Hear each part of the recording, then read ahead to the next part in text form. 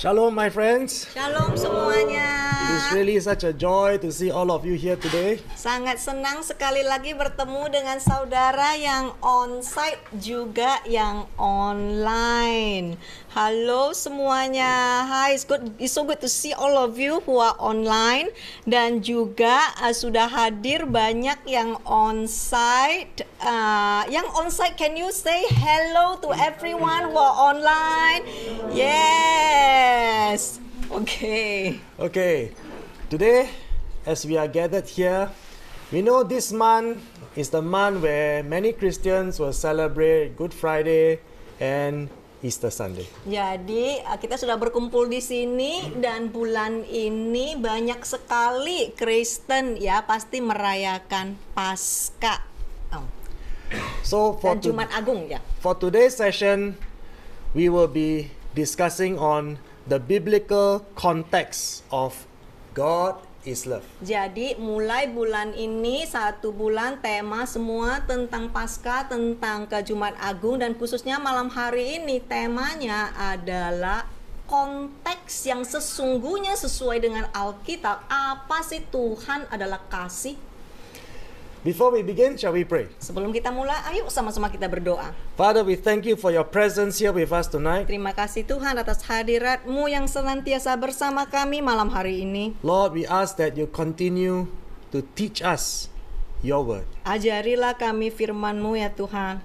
Let your Holy Spirit grant us clarity. Biar Roh Kudus-Mu yang mencerahkan pikiran kami. Grant us your wisdom so that we can understand what you're saying to us. Berikanlah kepada kami hikmat-Mu agar kami sungguh-sungguh mengerti kebenaran firman-Mu. And we pray, Father, convict our hearts to obey your word. Dan pada saat kami mendengar, insyafkanlah agar hati kami mau taat kepadamu. And we thank you, Father, for your promise of your blessing and your forgiveness. Terima kasih Tuhan atas janji-Mu yang senantiasa mengampunin kami. For we know that you love us and you died on the cross for our sins. Sebab kami tahu Engkau sungguh-sungguh mengasihi kami hingga Engkau mati di kayu salib bagi dosa kami. And with a grateful heart, all of God's children say, Dan dengan hati yang setulusnya dan mengucap syukur, semua anak-anak Tuhan sama-sama kami berkata, Amen. Amen. Okay. Many Christians, they proclaim God is love. Nah ini ya kita kedengarannya udah biasa, udah standar lah. Semua Kristen pasti tahu Tuhan adalah kasih. But what does that really mean? Tapi apa sih maksudnya? Kita ngerti nggak sewaktu kita berkata Tuhan adalah kasih? When they say God is love, are they even able to comprehend what is that love? Sewaktu kita berkata Tuhan adalah kasih, apakah kita sungguh-sungguh mengerti makna dari kasih itu?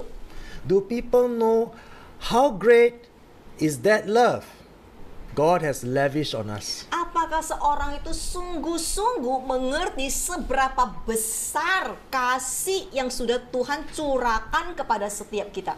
Do we even begin to understand the magnitude of that love? Atau apakah kita sungguh-sungguh mengerti seberapa dahsyat kasih itu? Well, my friends, many of us perhaps do understand. Ya, mungkin seberapa dari antara kita benar-benar mengerti. But we also know that there are many word of faith Christians they do not comprehend. Tetapi banyak sekali khususnya para Kristen yang menganut teologi kemakmuran, mereka belum mengerti apa sih sesungguhnya Tuhan adalah kasih. Because if all these prosperity Christians truly understood the price of his sacrifice on the cross, they will never continue to betray Jesus on a daily basis with their willful unrepentance. Sebab jikalau orang-orang yang menganut teologi kemakmuran seperti ini, mereka mengerti seberapa besar pengorbanan Yesus terhadap mereka, tidak mungkin lagi setiap hari mereka menjalankan hidupnya sedemikian. And as we look at the very popular Word of Faith and Hyper Grace Christianity today, Jadi kita bisa melihat ya sekarang kebanyakan para pengikut Yesus cenderung adalah teologia kemakmuran, hyper faith ataupun kasih karunia yang berkelebihan yaitu hyper grace. what do we see? Apa sih yang kita lihat? We see many students and followers and members of all these so-called prophets and apostles.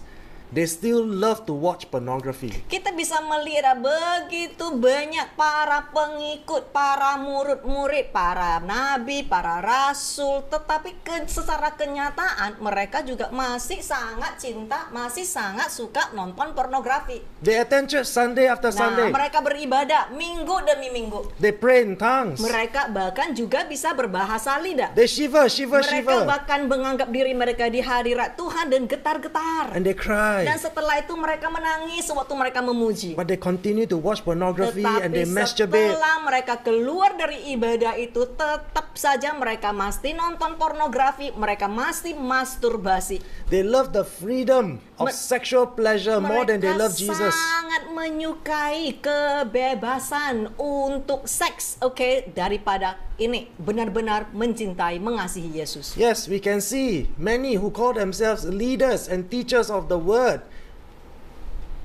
We find out, even after they pray and worship the Lord as worship leaders, they commit adultery. Iya, banyak sekali yang kita bisa melihat para pemimpin, bahkan pemimpin pujian. Mereka bisa memuji, mereka bisa memimpin dengan sangat baik. Tetapi setelah itu apa yang mereka lakukan?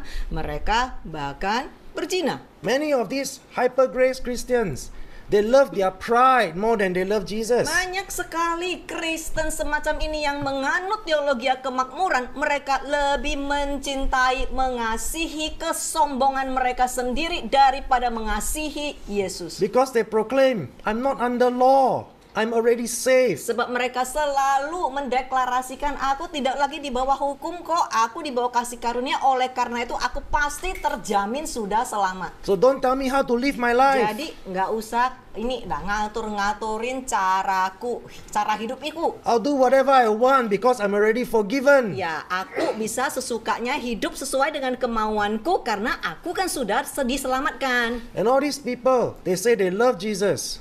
Dan orang-orang seperti ini mereka mengaku mereka mengasihi Yesus. But they love money and financial success more than Jesus. Tetapi sebetulnya mereka lebih mengasihi uang, mereka lebih mengasihi kesuksesan akan finansial mereka daripada Yesus. They love their anger and they are quarreling and getting offended more than they love Jesus. Bagi yang masih suka marah-marah, suka tersinggung, sebetulnya engkau lebih mengasihi caramu marah-marah, caramu tersinggung, caramu bertengkar ketimbang engkau mengasihi Yesus. Yes, my friends, these are just a few simple examples. Ya, saudara, ini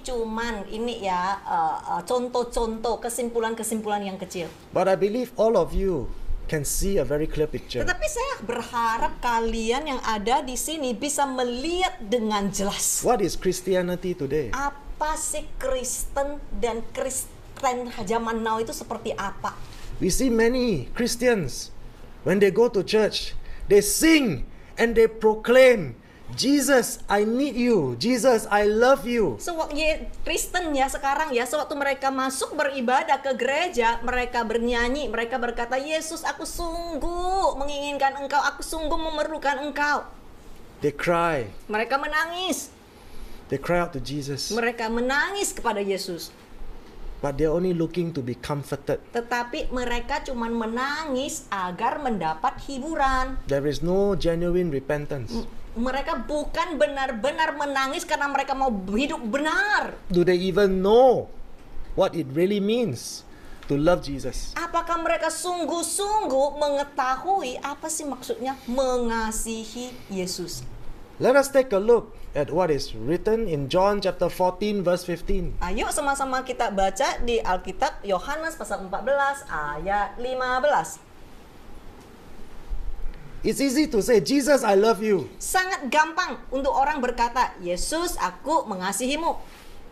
But if you read what the Bible tells us. Tetapi jikalau saudara baca sendiri apa yang dikatakan firman Tuhan, This is what Jesus is saying to all of us. ini yang Yesus katakan kepada setiap kita semua.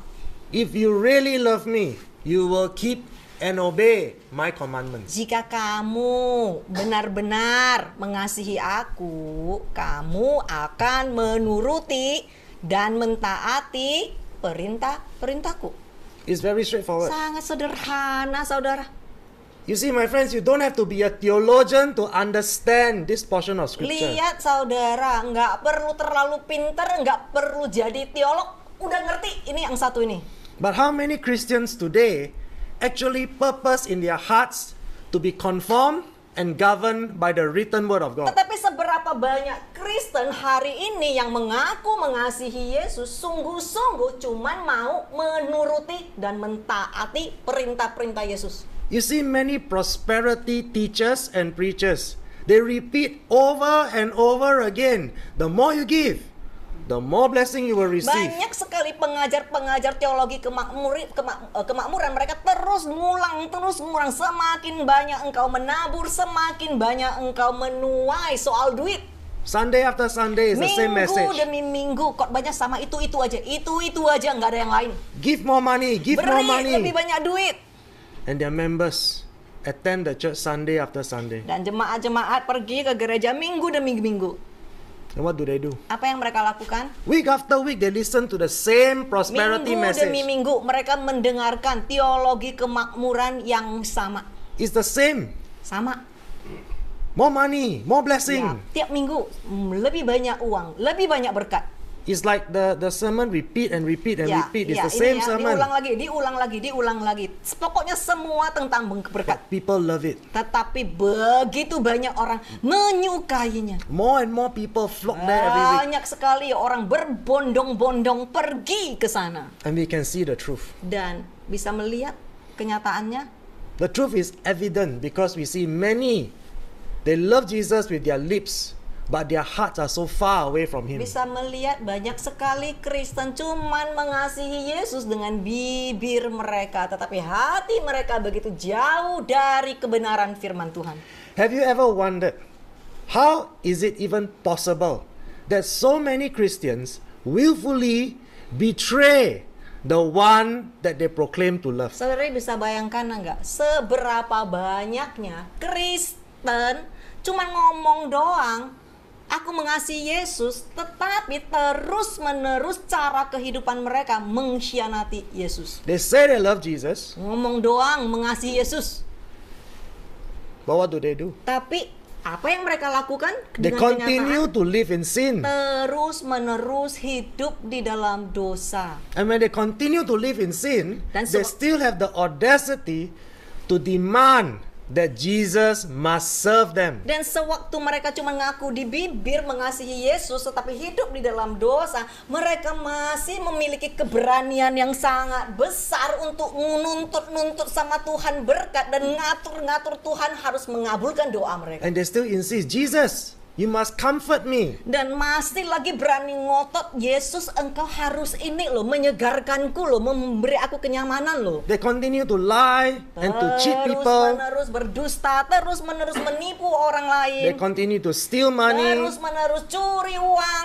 Some leaders even steal money from the church. Bahkan pemimpin gereja juga curi uang dari gereja. And they continue to say to Jesus, give me more Dan financial masih wealth. punya keberanian yang begitu besar ngatur Yesus, ini berkatin aku ya dengan kayak finansial yang lebih besar lagi. I love you, Jesus. Aku Give me sangat more blessing. mengasihimu, Yesus, berikan aku lebih banyak berkat lagi. I love you, Jesus. Give me Aku more mengasihimu, success. Yesus, berikan aku sukses yang lebih besar Give lagi. me more worldly Beri achievements. aku ini ketenaran yang ada di dunia ini. And they even demand, Jesus, you must give me power to heal the sick. Dan bahkan Yesus, engkau harus memberi aku urapan aku agar aku bisa melakukan mukjizat, bisa menyembuhkan orang yang sakit. So my friends, is it fair to say every Christian want something from Jesus? Lihatlah saudara, bukankah itu adalah suatu kenyataan Kristen datang kepada Yesus ada maunya. Correct, right? Betul, betul? So how many Christians are actually willing to love and to obey Jesus. Seberapa banyak Kristen cuman mau datang di hadirat Tuhan, cuman mau sekedar sungguh-sungguh mengasihi Tuhan, yaitu mentaati hukum dan perintahnya. Only so few understand to love Jesus means to obey and practice all the requirements of His written commands. Sangat sedikit doang yang tahu mengasihi Yesus artinya menuruti dan menaati perintahnya. And only so few are willing to comply. Cuman sedikit yang bersedia melakukannya. And this is what we know for sure. Dan inilah yang kita tahu secara pasti. We know that God loves us. Setiap kita tahu Tuhan mengasihi kita, ya.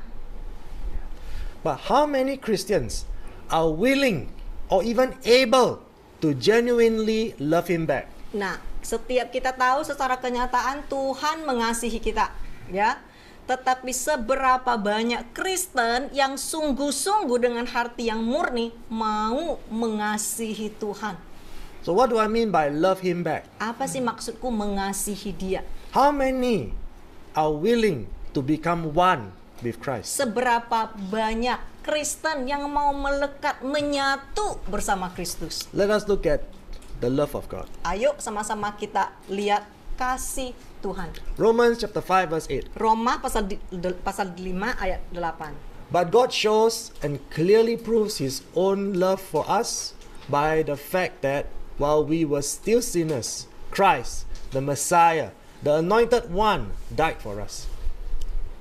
Tetapi Tuhan menunjukkan dengan jelas, membuktikan kasih-Nya sendiri bagi kita dengan fakta bahwa ketika kita masih berdosa, Kristus, Mesias yang diurapi, mati untuk kita. My friends, please understand Scripture and the context of Scripture. Saudara tolong mengerti ya firman Tuhan sesuai dengan konteks yang benar. Please do not read Scripture and try to twist the word. Tolong jangan baca firman tanpa pengertian, setelah itu engkau memelintirkan firman Tuhan. There is nothing here in this portion of Scripture that tells us the love of God is unconditional. Saudara bisa baca firman ini sendiri.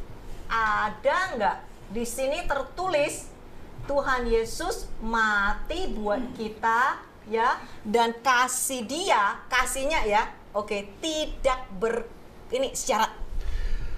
We will clearly understand from Scripture that Jesus did not sacrifice Himself for us because of our love for Him. Nah, kita dengar baik-baik ya. Ini harus diikutin baik-baik ya. Tuhan tidak mati buat setiap kita, oke, ya. Sewaktu kita sudah mengasihi Dia. Tidak seperti itu, oke? He sacrificed Himself for us even while we were still sinners, while we were still unworthy. Dia sudah mengorbankan dirinya sewaktu kita masih berdosa. Kita belum mengasihi Dia. That's what this verse is saying. Ini loh maksud dari ayat ini. Maksud dari ayat ini. Did it say His love is unconditional? Di sini ada tertulis enggak? Dia ini kasihnya tanpa syarat. 1 John 4, 9 to 10. Ayo kita gali lebih dalam lagi. 1 Yohanes pasal 4 ayat 9 sampai 10. In this, the love of God was made manifest, displayed, where we are concerned, in that God sent His Son, the only begotten or unique Son, into the world so that we might live through Him. In this is love, not that we love God, but that He loved us and sent His Son to be the propitiation, the atoning sacrifice for our sins. Dalam hal ini kasih Tuhan dinyatakan, ditampilkan di mana kita prihatin. Dalam hal ini Tuhan mengutus anaknya yang tunggal ke dunia agar kita dapat hidup melalui Dia. Inilah kasih, bukan kita yang mengasihi Tuhan, tapi bahwa Dia mengasihi kita dan mengutus anaknya untuk menjadi perdamaian bagi dosa-dosa kita. So when we read this portion of Scripture, let us take it according to the correct context. Jadi sewaktu saudara belajar firman ini, tolong belajar dengan konteks yang benar. We understand very clearly the death and the sacrifice of Christ on the cross is unconditional. Dengar baik-baik ya, apa sih yang tanpa syarat? Tanpa syarat adalah kematian dan pengorbanan Kristus di kayu salib, itu tanpa syarat. His sacrifice is unconditional because it is necessary. Pengorbanannya sewaktu dia disalibkan itu tanpa syarat karena itu harus terjadi, kita masih berdosa. Even while we were still sinners, we were unworthy of him.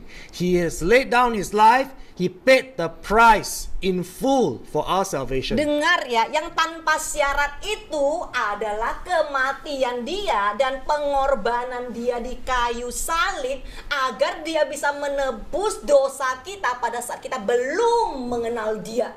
He has delivered us from the bondage of sin, meaning we are now at liberty to live a life of holiness without the presence of any sinful desires. Jadi dari situ dia telah membebaskan kita dari belenggu dosa.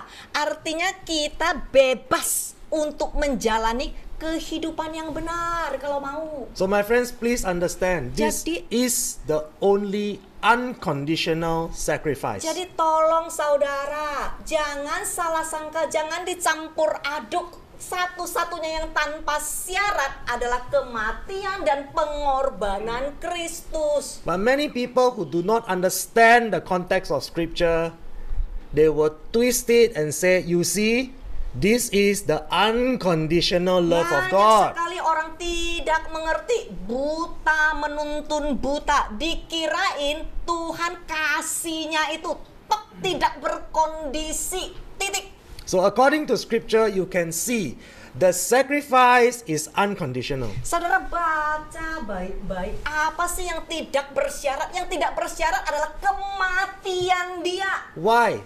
Kenapa? Because we cannot save ourselves. Sebab kita tidak bisa menolong, menyelamatkan diri kita sendiri. Kita perlu diselamatkan. Salvation is given to us by His grace. Keselamatan diberikan kepada manusia oleh karena kasih karunia-Nya. Because none of us can earn salvation. Sebab tidak ada kita di antara kita satu pun yang bisa mendapatkan keselamatan itu dengan kehebatan kita sendiri. But we cannot read this portion of scripture and say, oh, His love is unconditional. Tetapi tolong jangan ambil satu ayat dan langsung digabung-gabungkan semua tanpa pengertian dan menganggap kasih Tuhan tidak bersyarat. So remember, the sacrifice is unconditional, but later on in scripture I'll prove to you the love is conditional. Dengar baik-baik saudara, sesuai dengan firman yang tadi sudah dipaparkan, pengorbanannya dan kematiannya tanpa syarat karena kita belum mengenal dia. Tetapi kasihnya bersyarat. Nanti saya akan buktikan kepada saudara lewat semua firman yang dipaparkan, kasih Tuhan ada syaratnya. Now let us take a look at what is the purpose for the death and the resurrection of Christ. Ayo sama-sama kita pelajari dulu ya, kenapa Yesus harus mati dan setelah itu dibangkitkan kembali. Isaiah 53 verse 5. Yesaya pasal 53 ayat 5. But He was wounded for our transgressions. He was crushed for our wickedness, our sins, our disobedience, our injustice, our wrongdoing. The punishment required for our well-being fell on Him. And by His stripes, His wounds, we are healed. Tetapi dia terluka karena pelanggaran kita. Dia diremukkan karena kejahatan kita, dosa kita, ketidaktaatan kita, ketidakadilan kita, kesalahan kita. Hukuman diperlukan untuk kesejahteraan kita jatuh padanya. Dan oleh bilur-bilur luka-lukanya kita disembuhkan. Again, many Christians who do not understand the context of this portion of scripture, they misunderstand and say, oh, this is healing for sickness. Banyak sekali Kristen nggak ngerti mengerti firman Tuhan, ini ngotot-ngotot oleh bilur-bilurnya engkau disembuhkan. Langsung koneksi, sembuh kanker, sembuh penyakit. So my friends, when you read this portion of scripture, what do you think Jesus healed us from when he died on the cross? Saudara, kalau saudara baca firman ini, menurut saudara, apa sih yang Yesus sembuhkan di dalam diri kita? Did he say sickness? Di sini ada dikatakan nggak? Ada penyakit nggak? Ada penyakit yang muncul nggak? Can you just take this portion of scripture and declare, by his stripes, I'm healed from cancer? Saudara bisa nggak main comot satu ayat dan tiba-tiba engkau tambah-tambahkan dan langsung se-Indonesia tahunya cuma mendeklarasikan oleh karena bilur-bilurnya engkau sembuh dari kanker, sembuh dari penyakit ini, sembuh dari penyakit itu. Please understand the Tolong correct context of saudara scripture. belajar firman yang sesuai dengan konteks kebenarannya. Scripture tells us very clearly, he was wounded for our transgressions. Tolong dibaca sangat jelas, dia terluka karena pelanggaran. Betul? He was pierced, he was wounded, he was whipped, he was nailed to the cross. Dia diremukkan, dia ditusuk, dia dianiaya, dan dia disalibkan. His wounds healed us from sickness. What kind of sickness? Dan oleh karena bilur-bilurnya kita disembuhkan oleh apa? It is the illness and the decay of our sinful practices. Disembuhkan oleh kejahatan kita, praktek dosa-dosa kita. Meaning he died to set us free from the bondage of sin. Arti dari firman ini, Tuhan Yesus mati agar kita disembuhkan oleh kenajisan, kebusukan, dan kerusakan penyakit busuk dosa kita. So my friends, please do not try to interpret the Bible and the scripture. Tolong jangan sembarangan menafsir-nafsirkan firman Tuhan, ditambah-tambahkan, diajarkan. The Bible clearly tells you, he was wounded for our Di transgressions. sini dikatakan terluka karena dosa kita. Our sinful rebellion, Ya, ketidaktaatan kita. the sickness and the decay of our sinful practices. Penyakit dosa, kenajisan kita. I cannot find the word cancer here. Di mana ada kanker di sini? Ada? Halo, ada penyakit di sini? So please don't add to the Bible. Tolong, jangan karena engkau mau sesuatu engkau tambah-tambahin firman Tuhan. Why is it so important Kenapa ini sangat penting, saudara? that you understand this portion of Kenapa engkau scripture? harus mengerti yang satu ini? What does it mean that you and I, we are healed from sin?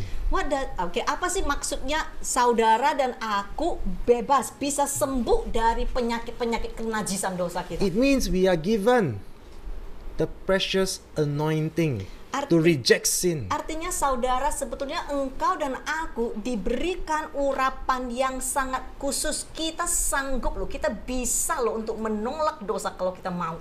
And we can confirm this in Romans chapter 6 verse 6 to 8. Ayo sama-sama kita lihat ayat berikutnya, Roma pasal 6 ayat 6 sampai 8. We know that our old self, our human nature without the Holy Spirit, was nailed to the cross with him, in order that our body of sin might be done away, so that we would no longer be slaves to sin.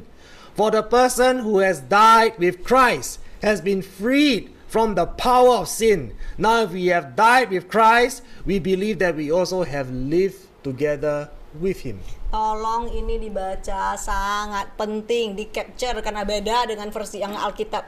Kita tahu bahwa manusia lama kita, sifat manusiawi kita tanpa Roh Kudus telah dipaku di kayu salib bersama Dia, agar tubuh dosa kita dapat disingkirkan, sehingga kita tidak lagi menjadi budak dosa. Karena orang yang telah mati bersama Kristus telah dibebaskan dari kuasa dosa. Sekarang jika kita telah mati dengan Kristus, kita percaya bahwa kita juga akan hidup bersama dengan Dia.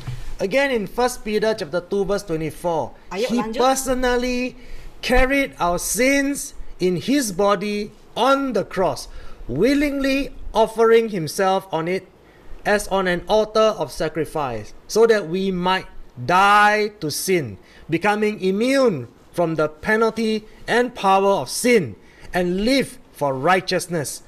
For by his wounds you who believe have been healed. Nah, sekali lagi tolong baca ini ya. 1 Petrus pasal 2 ayat 24. Dia, artinya Tuhan, secara pribadi memikul dosa-dosa kita dalam tubuhnya di kayu salib dengan rela, mempersembahkan dirinya di atasnya seperti di atas mezbah pengorbanan, sehingga kita dapat mati terhadap dosa, menjadi kebal dari hukuman dan kuasa dosa, dan hidup untuk kebenaran. Karena dengan bilur-bilurnya kamu yang percaya disembuhkan. So my friends, from Old Testament to New Testament, God is only saying one thing. Saudara, dari perjanjian lama menuju ke perjanjian baru, sama. Tuhan cuma menyatakan satu hal. We are healed from the sickness and the decay of sin. Oleh karena bilur-bilurnya kita sembuh dari kenajisan dosa kita. So that we can be immune to the penalty and the power of sin. Agar kita bisa menjadi kebal dari hukuman dan kuasa dosa. So that we can live for righteousness. Agar kita bisa hidup menjadi orang yang benar. So on the cross we know Jesus carried our sins in his body. Jadi kita tahu di kayu salib Tuhan memikul dosa kita. And this is the condition for that sacrifice. Nah, setelah itu ada syarat pengorbanannya. Those who belong to Christ must stop sinning. Barang siapa yang mengikuti atau menjadi milik Kristus, mulai dari sana harus berjuang berhenti berdosa. So Jesus is saying to all of us just one very simple thing. Yesus berkata kepada setiap kita sangat jelas. You can stop sinning and you must stop sinning. Engkau sebetulnya memiliki kuasa untuk tidak mau berdosa jikalau engkau mau. We don't have a choice. Dan engkau juga tidak memiliki pilihan jikalau engkau sungguh-sungguh mau mengikuti Yesus. We should stop giving excuse whenever we fall into sin. Kita seharusnya jangan lagi banyak alasan-alasan. There is no excuse. Ya, tidak ada lagi alasan-alasan untuk berkata tidak bisa berubah, tidak mau berubah, susah untuk berubah. Those that are the children of God will stop sinning. Sebab anak-anak Tuhan yang sejati akan berjuang untuk berhenti berdosa. And we know according to 1 John 3:8 that those who continue to sin belongs to the devil. Dan nanti saudara bisa baca di 1 Yohanes pasal 3 ayat 8, orang-orang yang terus-menerus mengabaikan perintah Yesus dan berdosa, mereka bukan anak Tuhan, mereka anak setan. Romans 8:11. God raised Jesus from death. And if God's Spirit is living in you, then he will also give life to your bodies that die. God is the one who raised Christ from death, and he will give life through his Spirit that lives in you. Roma pasal 8 ayat 11. Tuhan membangkitkan Yesus dari kematian. Dan jika roh Tuhan hidup di dalam kamu, maka dia juga akan menghidupkan tubuhmu yang mati. Tuhan yang membangkitkan Kristus dari kematian, dia juga akan memberikan kehidupan melalui rohnya yang hidup di dalam kamu. So Jesus makes it very clear for all of us. Jadi sangat jelas untuk setiap kita, saudara. I have already died Aku sudah mati and resurrected. dan aku sudah hidup bangkit lagi. I have forgiven your sins. Aku sudah mengampuni dosamu. I make sure that you do not have to continue to live in sin. Aku pastikan engkau sanggup berjalan tidak lagi selalu mau berdosa. But why do so many Christians still continue to live in sin and say, Jesus, I love you? Tetapi kenapa banyak sekali Kristen terus-menerus hidup di dalam dosa, tetapi di bibir Yesus aku mengasihimu? Galatians 2:20 says, I have been crucified with Christ. In him I have shared his crucifixion. It is no longer I who live, but Christ the Messiah lives in me. And the life I now live in the body, I live by faith, in and by adherence to and reliance on and complete trust in the Son of God who loved me and gave himself up for me. Aku telah disalibkan dengan Kristus. Di dalam Dia aku telah berbagi penyalipannya. Bukan lagi aku yang hidup, tetapi Kristus Mesias yang hidup di dalamku. Dan kehidupan yang aku jalani sekarang di dalam tubuh aku jalani dengan iman. Apa sih iman? Lihat baik-baik, saudara, baca baik-baik. Dengan kepatuhan dan ketergantungan dan kepercayaan yang penuh pada anak Tuhan yang mengasihiku dan menyerahkan dirinya untukku. So my friends, it is very clear. Sangat jelas, saudara, tolong baca. We learn that his death on the cross is unconditional. Jadi sekali lagi kita ulangi, kematiannya di kayu salib tanpa syarat. But we see here very clearly that his love is conditional because he demands us to crucify our flesh and die to all our sinful desires. Tetapi kasih Tuhan bersyarat, sebab saudara bisa lihat di sini kita diperintahkan untuk mematikan kedagingan kita agar kita bisa hidup bersama dengan Dia. And he demands us to adhere to him, meaning to be conformed according to his word. Dan Dia memerintahkan setiap kita agar kita melekat, ini berubah bentuk menjadi serupa dengan Dia dan mentaati Dia. So let us be very logical here. Jadi kita inilah, tolonglah kita coba pakai oke lah, kasarnya pakai otak deh. When you read this portion of scripture, Sewaktu saudara lihat baca firman yang satu is ini, his love conditional or unconditional? coba saudara baca, kasihnya bersyarat atau tidak bersyarat? Coba saudara baca sendiri. Come on, my friends. Tolong buka matamu lebar-lebar, jangan cuma dengar khotbah. Ada di Alkitab juga engkau tidak Are we tahu. even reading the same Bible? Apakah kita baca Alkitab yang sama atau sekarang saudara tidak pernah baca Alkitab? What did he say? Apa sih yang di firman Tuhan katakan? We must be crucified. Kita harus loh, ini loh, dimatikan loh di dalam kedagingan kita. But what do we see people do? Tapi apa yang kita lihat dan orang lain lakukan dan kita lakukan sendiri? We see people nail themselves to a real cross. Agamawi berubah nggak mau, tetapi agamawinya pakai paku ini tusuk-tusuk. But with no genuine Tapi repentance. nggak pernah mau benar-benar berubah di dalam mereka. Did Jesus say go and nail yourself on the cross? Apakah Yesus menyuruh kita, ayo sana ke jalan, ambil paku, ambil salib, dan ini tusuk-tusuk diri? Obviously not. Tidak, saudara. But we see many people doing that. Tapi ada loh yang lakukan seperti ini. He said, crucify your flesh. Dia berkata, matikan, salibkan dagingmu. Conform and adhere to my word. Ini taat dan ditundukkan oleh firman-Ku. We must become one in spirit with Menjadi him. satu di dalam roh bersama Dia. Our thoughts and our actions must be in complete reliance and governed completely by his Holy Spirit. Pikiran kita dan hati kita, perasaan kita harus dibentuk dan juga ditundukkan oleh Roh Kudus.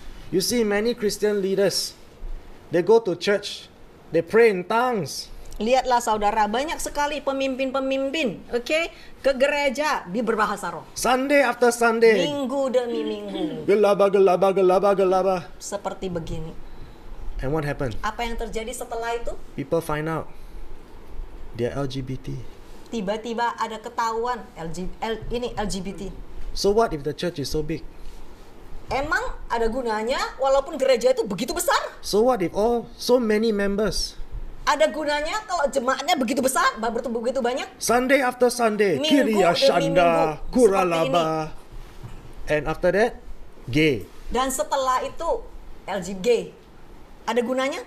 So is this person filled with the Holy Spirit? Seperti begini menurut saudara dipenuhi oleh Roh Kudus? If you say you're filled with the Holy Spirit, Jikalau engkau berkata engkau dipenuhi oleh Roh, then you are able to overcome and persevere daily to reject sin. engkau pasti bisa setiap hari menang atas semua kefasikan dan dosa. So you see, Bisa melihat saudara, the love of Christ is conditional.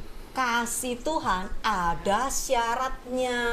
The condition is we must be crucified like Christ. Syaratnya adalah kita harus menyalibkan kedagingan kita agar kita bisa mengikuti dan mematuhi Kristus.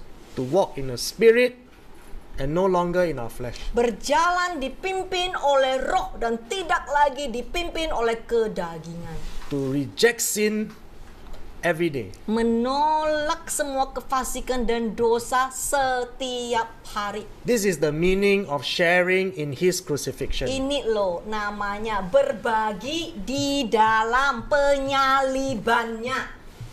Matthew 10:38. Ayo lanjutkan Matius pasal 10 ayat 38. And he who does not take up his cross and follow me, to cleave steadfastly to me, conforming wholly to my example in living, and if need be, in dying also, is not worthy of me. Tolong buka matamu gede-gede dan baca sendiri. Ini bukan karangan kita sendiri. Ini ada di Alkitab.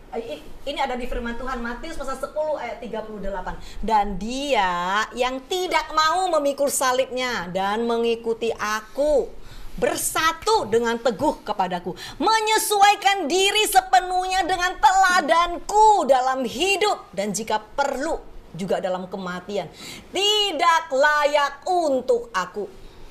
We see many word of faith Christians. They like to say this: God is love. Lihat saudara, semua yang saudara pernah dengar yang diajarkan terutama di teologi kemakmuran, nggak ada yang lain. Tuhan cuma kasih kok, ya berhenti titik di situ. Itu cuma itu yang engkau tahu. Just believe. Percaya doang. You don't have to do anything. Nggak perlu susah payah. Even the sins you have not yet committed are already forgiven. Ya, semua dosamu pasti diampuni. Bahkan dosamu yang belum engkau lakukan, yang nanti ke depannya akan engkau lakukan, juga terhapus kok.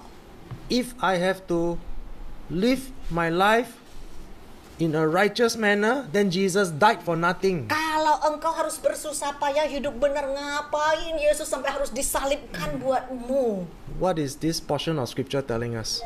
Apa sih yang firman Tuhan ini katakan? If you do not cleave steadfastly to me, Jikalau engkau tidak mengikuti aku, bersatu dengan teguh kepadaku. if you do not conform completely Jikalau engkau to my example, menyesuaikan diri sepenuhnya dengan teladanku. which part about conform completely to my example you don't understand? Ini udah begitu jelas, masih tidak ngerti saudara? Jesus is saying, if you do not obey and practice the word, you are not worthy of me. Sangat sederhana, ini ada syaratnya. Tuhan berkata, jikalau engkau tidak melakukan sedemikian, engkau tidak layak bagiku. So come on, my friends. Tolonglah saudara, ayo. Stop being deceived. Berhentilah tertipu dan menipu dirimu sendiri. Let us practice the truth. Ayo praktekkan kebenaran. Ephesians 4:21 to 24. Ayo sama-sama kita masuk lebih dalam lagi. Efesus pasal 4 ayat 21 sampai 24. Assuming that you have really heard him and been taught by him, as all truth is in Jesus, embodied and personified in him. Strip yourselves of your former nature. Put off and discard your old, unrenewed self, which characterize your previous manner of life and becomes corrupt through the lusts and desires that spring from delusion. And be constantly renewed in the spirit of your mind, having a fresh mental and spiritual attitude, and put on a new nature, the regenerate self, created in God's image, God-like, in true righteousness and holiness. Ayo bahasa Indonesianya. Apabila kamu benar-benar mendengar Dia dan diajar olehnya. Karena semua kebenaran ada di dalam Yesus yang diwujudkan dan dipersonifikasikan di dalam Dia. Nih, tanggalkan dirimu dari sifat lamamu. Tanggalkan dan buang dirimu yang lama yang tidak diperbarui, yang mencirikan cara hidupmu sebelumnya yang rusak melalui nafsu dan keinginan yang muncul dari delusi.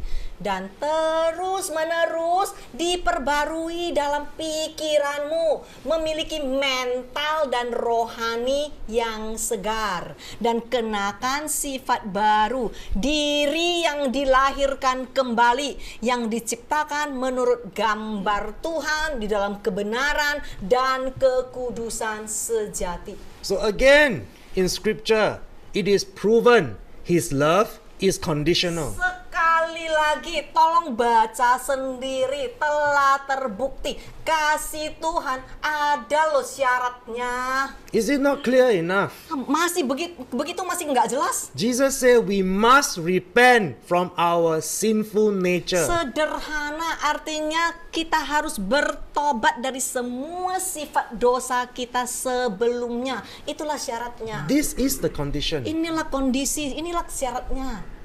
Yes, my friends, we understand in scripture, many are called, but very few are chosen. Iya, saudara, kita juga mengerti dari firman Tuhan, banyak yang terpanggil tetapi cuma sedikit yang dipilih. And according to scripture, Christians who are not genuinely repentant are not worthy in the sight of God. Dan sesuai dengan firman Tuhan sendiri, Kristen yang ngakunya tetapi tidak benar-benar bertobat tidak layak di hadapan Tuhan. So who are the chosen? Jadi siapa yang terpilih? Many call themselves Christians. Ya, banyak sekali orang ngaku-ngaku Many call themselves sendiri, children kan? of God. Banyak sekali orang ngaku-ngaku sendiri Kristen, anak Tuhan. But how do you know you are chosen? Tetapi caranya gimana saudara tahu secara pasti engkau dipilih? The chosen are Christians that are taught by Him. Yang terpilih adalah orang-orang yang benar-benar diajar oleh Yesus. What does it mean when you are taught by His word? Apa sih artinya engkau diajar oleh firman-Nya? It means that you are willing and humble enough to be governed by His word. Artinya engkau cukup rendah hati dan engkau sendiri mau diatur dan hidup di dalam firman-Nya. It means that you are humble enough to be shaped and conformed by His teaching. Artinya engkau cukup rendah hati untuk menyesuaikan diri dan dibentuk oleh firman-Nya. You are willing to be controlled by His written word. Engkau juga sendiri ini mau dikontrol oleh firman-Nya. And those who are willing and are able to effectively fulfill the demands and requirements of the written laws of Christ. Dan orang-orang yang mau sesuai memenuhi tuntutan-tuntutan firman Tuhan. If you fit that description, you are chosen. Jikalau engkau adalah orang-orang yang semacam ini, ya engkaulah orang-orang yang terpilih. Because as scripture describes, they are embodied and personified in Him. Sebab di sini dikatakan mereka diwujudkan dan dipersonifikasikan di dalam Dia. Those that are truly chosen by God. Orang yang benar-benar dipilih oleh Tuhan. They are embodied and personified in Him. Mereka diwujudkan dan dipersonifikasikan di dalam Dia. What does that mean? Apa sih artinya? It means they genuinely reflect and demonstrate the true character of Jesus Christ, their Messiah. Artinya mereka benar-benar mencerminkan dan menunjukkan karakter Yesus Kristus yang sebenarnya, yaitu Mesias mereka. So I make it very simple for you. Saya ini ya jadikan sangat sederhana buat saudara. If you call yourself the children of Jikalau God, engkau ngaku sendiri engkau adalah anak Tuhan, do you reflect the character of your Father? apakah karaktermu mencerminkan Allah Bapamu? Do you have God's DNA in you? Apakah engkau memiliki DNA Allah Bapamu? How do you know you are His children? Caranya gimana engkau tahu engkau adalah anak yang beneran? How do you know you are filled by His Spirit? Caranya gimana engkau tahu engkau sudah dipenuhi oleh Roh Kudus? Do you delight in holiness? Apakah hidup kudus adalah kesukaanmu? Or are you still dwelling and indulging in your sinful practices? Atau engkau begitu senang menuruti hawa nafsumu sendiri? Deep down in your heart, you know who you are. Di dalam hatimu yang sedalam-dalamnya engkau tahu siapa engkau. Only those who reflect the character of Christ belongs to Christ. Cuman orang-orang yang mencerminkan karakter Yesus adalah milik Yesus. Those who are genuinely filled by the Holy Spirit of God will persevere to strip themselves of their sinful past. Dan caranya gimana kita tahu kita dipenuhi Roh Kudus? Orang yang sungguh-sungguh dipenuhi Roh Kudus, mereka akan bertekun untuk hidup kudus. Itulah caranya, hidup kudus dan mau mematikan kedagingan mereka. You know you are filled with the Holy Spirit when you are remorseful and you are constantly regretting your past errors. Engkau tahu secara pasti engkau dipenuhi Roh Kudus pada saat engkau sangat menyesali kelakuan jelekmu, tabiat dosamu yang dulu. Please don't be mistaken. I'm not saying that you must feel condemned because of your past sins.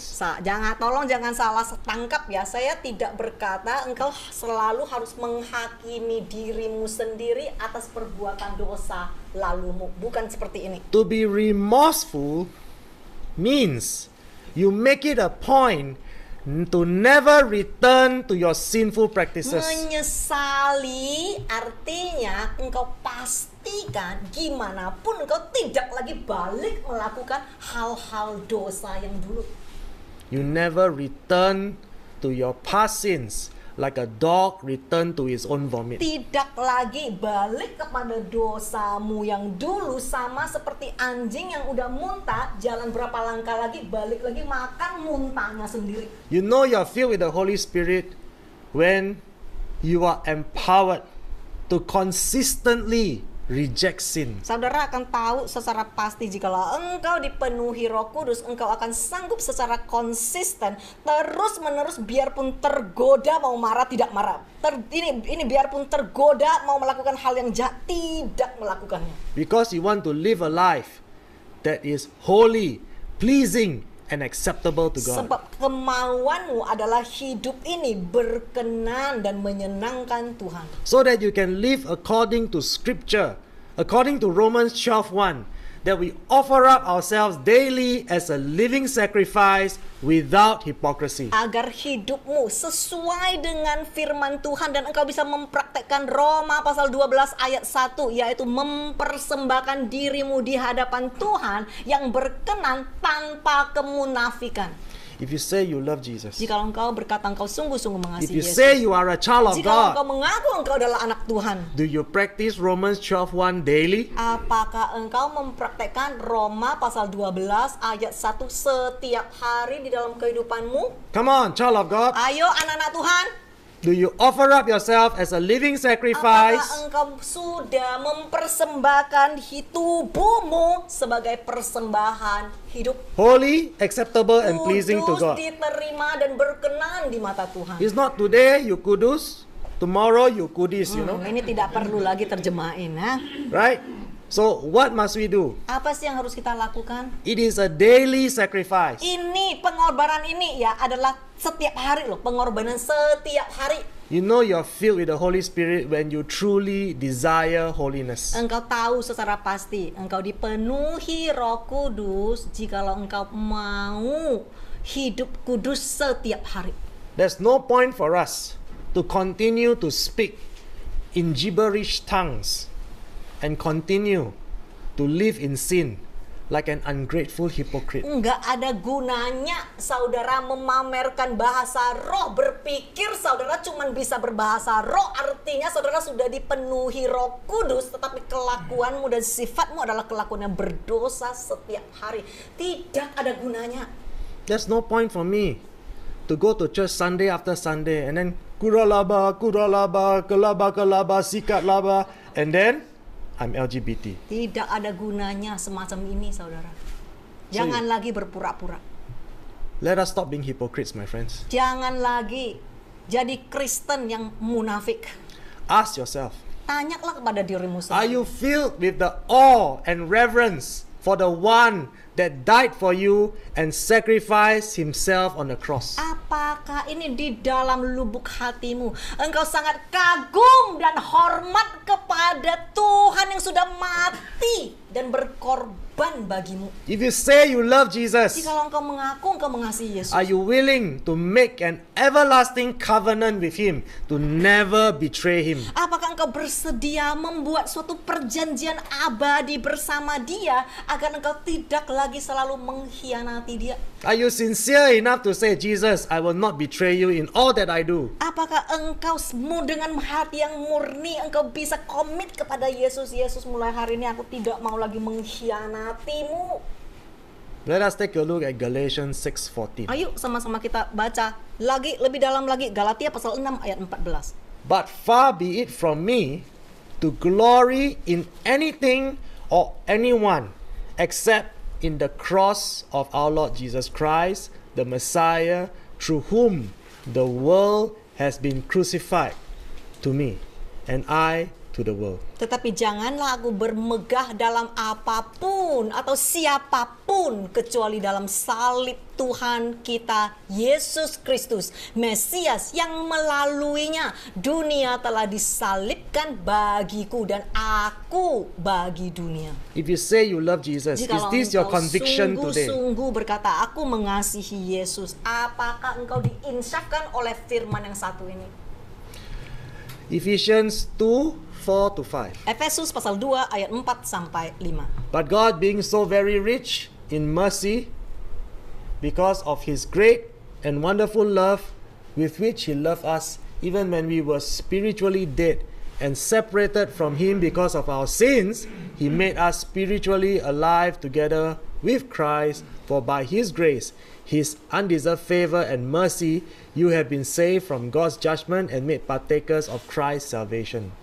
Tetapi Tuhan yang begitu kaya dengan belas kasihan, karena kasih-Nya yang besar dan ajaib yang dilimpahkannya kepada kita, bahkan ketika kita secara rohani mati dan terpisah darinya karena dosa, Dia membuat kita secara rohani hidup bersama dengan Kristus oleh kasih karunia-Nya, perkenanan dan kemurahan-Nya yang tidak selayaknya diperoleh. Kamu telah diselamatkan dari penghakiman Tuhan dan mengambil bagian dalam keselamatan Kristus. So my friends, if all of us who are children of God are supposed to be filled by the Spirit of God, Jadi saudara, jikalau setiap kita anak Tuhan yang seharusnya dipenuhi dengan Roh Kudus, then why do we see that so many Christians and so many Christian organizations are spiritually dead and still separated from God and his redeeming love? kenapa begitu banyak orang Kristen atau Kristen organisasi yang mati secara rohani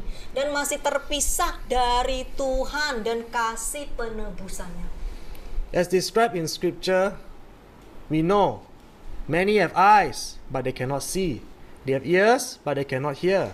Firman Tuhan sudah berkata, banyak sekali yang mempunyai mata tetapi tidak bisa melihat, yang memiliki telinga tetapi tidak bisa mendengar. And Jesus says many will be deceived by false teachers, and even the elect will fall into deceptive teaching because of their own sinful indulgences and constant betrayal of Christ. Dan firman Tuhan juga sudah berkata, banyak sekali orang-orang yang akan tertipu dengan para pengajar palsu, dan bahkan orang-orang yang awalnya dipilih juga menjadi sesat karena tertipu oleh berbagai macam pengajaran, oleh karena kemauan mereka sendiri, keinginan hawa nafsu mereka sendiri, dan kerjaan mereka selalu mengkhianati Yesus. Let us take another look at 1 Corinthians 11:27-32. Ayo lanjut lebih dalam lagi 1 Korintus pasal 11 ayat 27 sampai 32. If you truly understand the significance of why Jesus died on the cross, Jikalau engkau sungguh-sungguh mengerti apa sih makna sesungguhnya Yesus mati buat kita. so then whoever eats the bread or drinks the cup of the Lord in a way that is unworthy of him will be guilty of profaning and sinning against the body and the blood of the Lord. but a person must prayerfully examine himself and his relationship to Christ. And only when he has done so should he eat of the bread and drink of the cup. For anyone who eats and drinks without solemn reverence and heartfelt gratitude for the sacrifice of Christ eats and drinks a judgment on himself if he does not recognize the body of Christ. That careless and unworthy participation is the reason why many among you are weak and sick, and a number sleep in death. But if we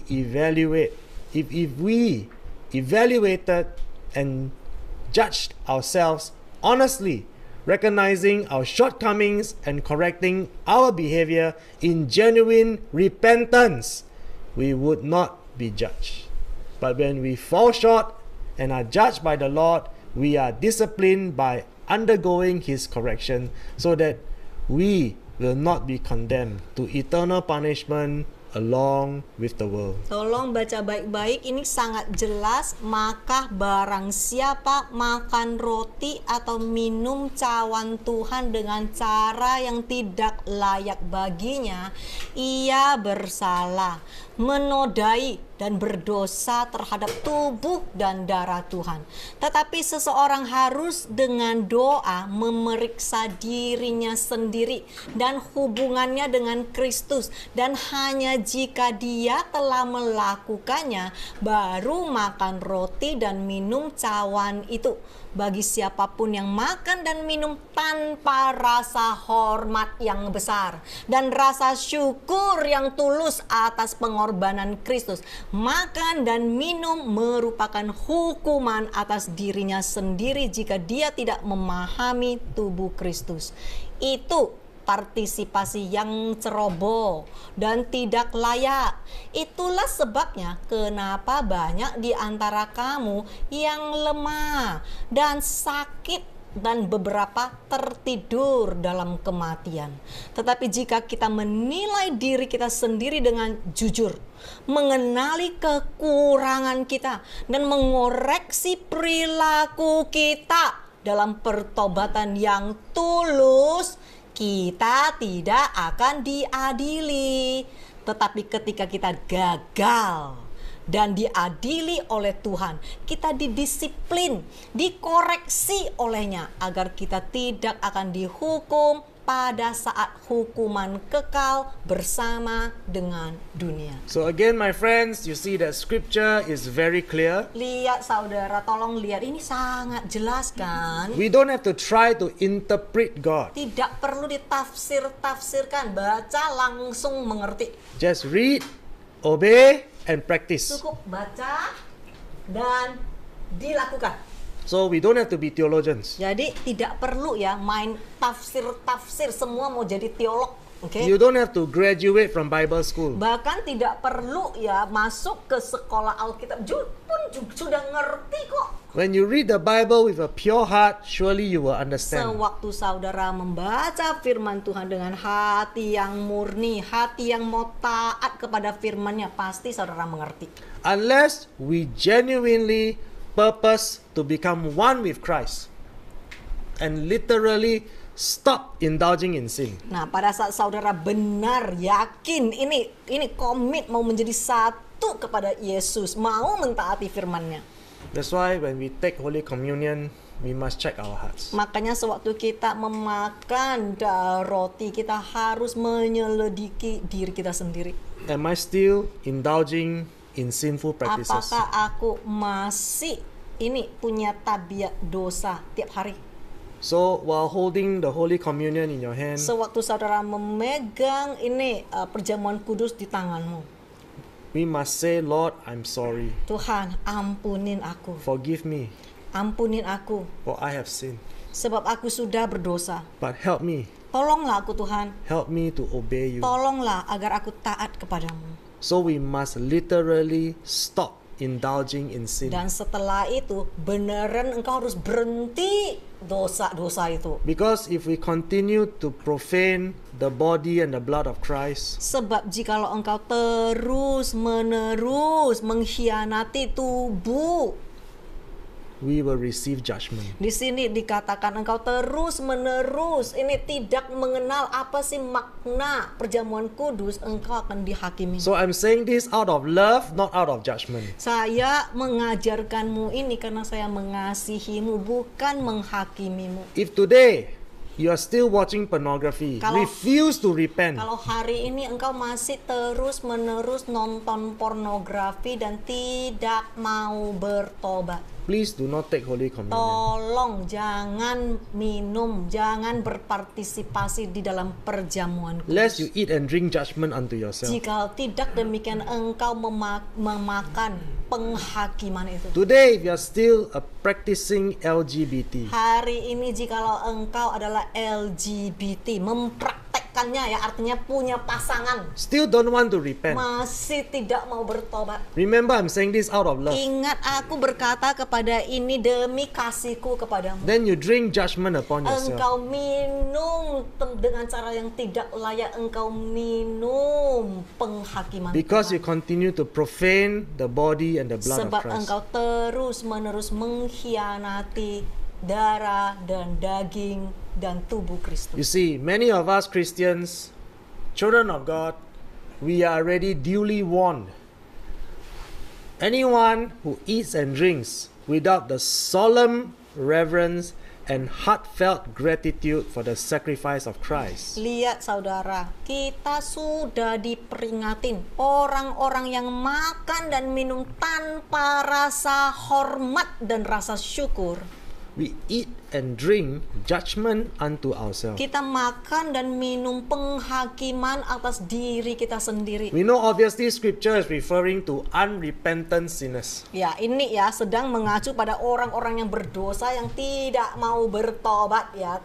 And we see that the careless and unworthy participation is the reason why many among us are weak and are sick. Saudara bisa melihat kenapa tubuh Kristus sakit dan lemah, buta dan tuli. Firman Tuhan berkata, partisipasi yang ceroboh dan yang tidak layak ini adalah alasan mengapa banyak di antara Anda yang lemah dan sakit. And many are still spiritually dead. Dan banyak sekali di sini sejumlah tertidur dalam kematian. Artinya apa sih? Mati secara rohani. Not only spiritually dead, Bukan cuma mati secara rohani. when you refuse to adhere to Christ, Sewaktu engkau menolak untuk taat kepada Kristus. when you refuse to allow the Word of God to shape you, to mold you, and to conform you, Sewaktu engkau menolak firman Tuhan untuk membentukmu, untuk merubahmu. we know that according to John chapter 3 verse 18 and 19, we have rejected our salvation. Sesuai dengan apa yang dikatakan Yohanes pasal 3 ayat 18 sampai 19, nanti saudara pulang bisa baca sendiri. Engkau sendiri yang sudah menolak keselamatan ini. Yes, my friends, go back and read John chapter 3 verse 18 and 19 again. Ulang nanti baca di Yohanes pasal 3 ayat 18 sampai 19. So my dear brothers and sisters, Saudara-saudariku yang terkasih, please be very aware. tolonglah biar saudara sangat jelas. People do not just unconsciously lose their salvation. Ya, orang-orang tidak begini ya, dengan tidak sengaja kehilangan keselamatan mereka. Enggak begitu loh. This is the truth.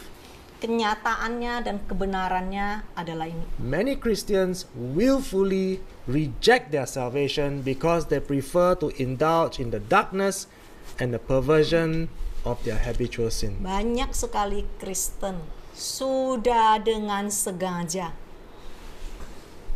menolak keselamatan mereka, membuang keselamatan mereka karena mereka lebih memilih untuk memuaskan kefasikan, kejahatan, hawa nafsu mereka yang sangat gelap. And I hope after reading all these portions of scripture, all of us here can truly comprehend the context of his death and His resurrection. Saya berharap setelah saudara baca semua firman Tuhan yang sudah dipaparkan, saudara sungguh-sungguh malam ini mengerti konteksnya, ya, pengorbanannya dan kasihnya. Jadi saudara benar-benar mengerti secara utuh agar saudara tidak lagi buta. Shall we pray? Ayo sama-sama kita berdoa. Father, we thank you for your teaching. Terima kasih Tuhan atas firman-Mu. Lord, we know that you died for us even while we are still sinners and still unworthy of you. Ya Tuhan, kami tahu Engkau mati bagi kami pada saat kami masih berdosa.